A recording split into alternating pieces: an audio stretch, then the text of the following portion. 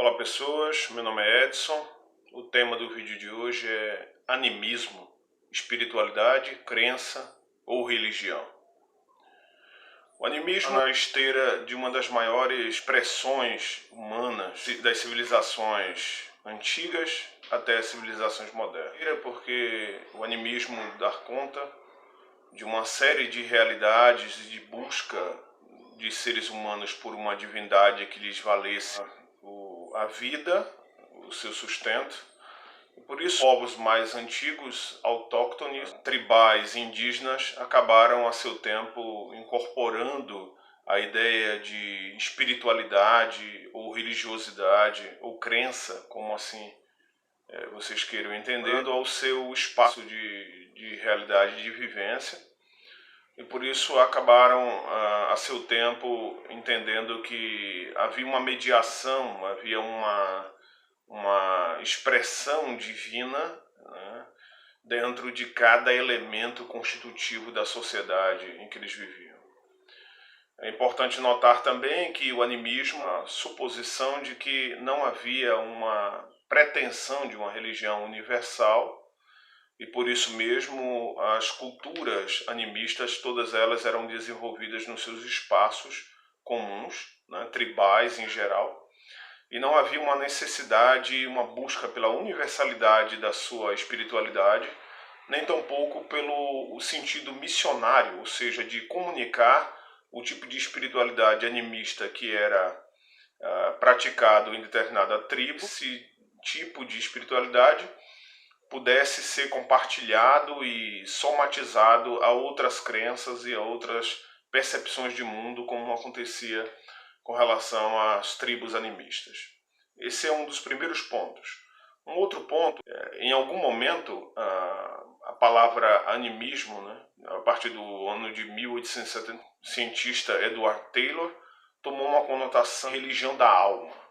Religião da alma porque animus significa alma em latim e traz a ideia de que os objetos que são considerados inanimados por todos nós, na verdade, eram considerados objetos animados, né? Ou seja, objetos que continham alma para os povos que praticavam as religiões animistas. Assim, tanto a vegetação como a fauna, a flora, as rochas, os rios, as nascentes se tornaram sagrados para os animistas e eles cultuavam a ideia de que havia uma alma implícita em cada um desses elementos da natureza e que havia uma comunicação dessa alma implícita nas rochas sagradas, nas montanhas sagradas, nas nascentes sagradas com esses povos originários que eram eles mesmos.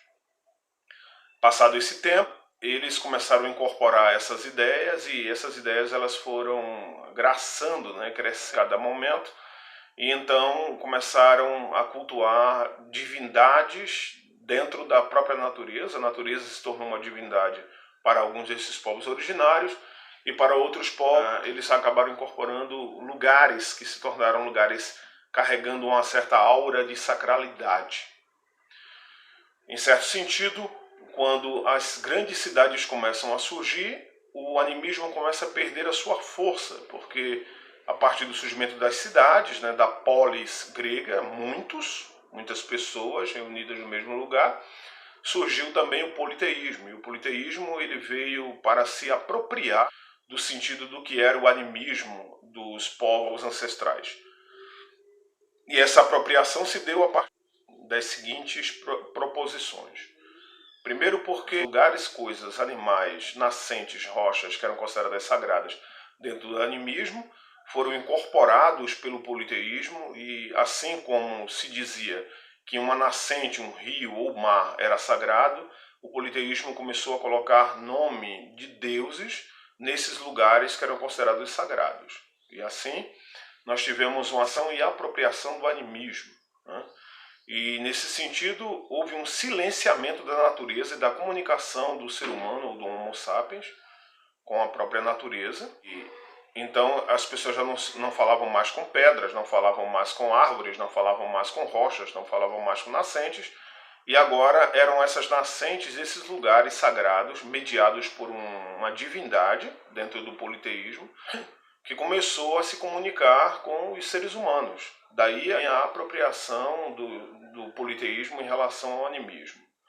Pitágoras, no ano de 400 a.C., já dizia que havia, na verdade, uma alma humana apenas, uma alma individual humana e uma alma individual divina, e que essa comunicação só era possível se houvesse uma comunicação da divindade com o ser humano, mas Pitágoras não acreditava que outros objetos e coisas pudessem se comunicar com os seres humanos, né, mediante a ideia de um espírito que lhe valesse a comunicação a partir daquele lugar e daquele espectro propriamente dito.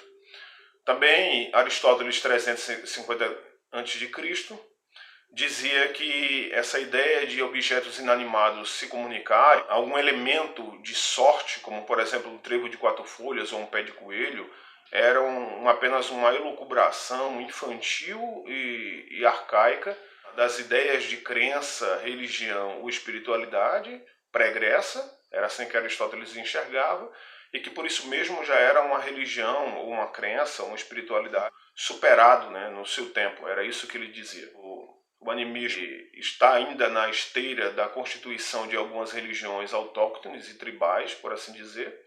Por isso mesmo, tanto os índios como também algumas classificações de expressões religiosas, como por exemplo a africana, ainda carrega a densidade desses elementos.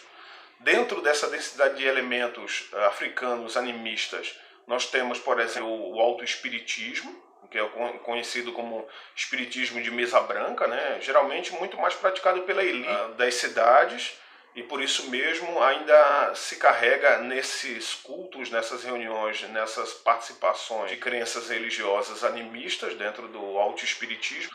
Também no chamado baixo espiritismo, nas crenças, por exemplo, como Yorubá ou o Candomblé, ainda carregam alguns elementos constitutivos do animismo.